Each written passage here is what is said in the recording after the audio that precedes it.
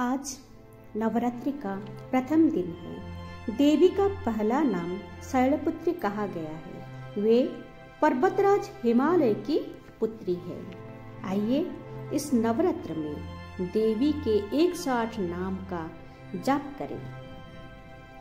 सती साध्वी भवप्रीता भवानी भवमोचिनी आर्या दुर्गा जया आधा त्रिनेत्रा शूलधारिणी पिनाकधारिणी चित्रा चंद्रघंटा महातपा मन बुद्धि अहंकारा चित्तरूपा चिताचिती सर्वमंत्रमयी सत्ता सत्यानंद स्वरूपिणी अनंता भाविनी भव्या भव्या अभव्या सदागति सांभवी देवमाता चिंता रत्न प्रिया सर्वविद्या दक्ष कन्या दक्ष यज्ञ विनाशिनी अपन्ना अनेक वर्णा पाटला पाटलावती पट्टारंबर परिधाना कलमंजरी रंजनी अमेय विक्रमा क्रूरा सुंदरी सुरसुंदरी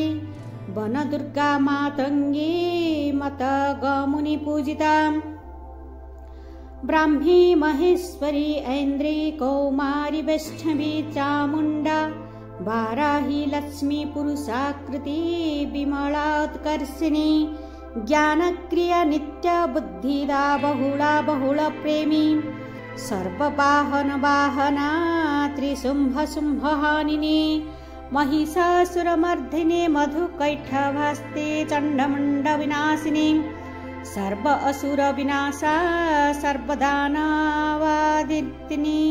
सत्या सर्वस्त्रधारिणी अनेक शस्त्रहस्ता अनेकास्त्रधारिणी कुमारी एक कन्या कौसरी युवती यति अपौढ़ा पौढ़ा बुद्धिमता बलप्रदा महोदरी मुक्तकेशी घोर रूपा महाबलाग्निज्वला रौद्रमुखी कालरात्रि तपस्विनी नारायणी भद्रकाली विष्णुमाया जलोदरी शिवदूती कराली अनंता परमेश्वरी कात्यायनी सावित्री प्रत्यक्ष ब्रह्मवादिनी सर्वशस्त्रमयी।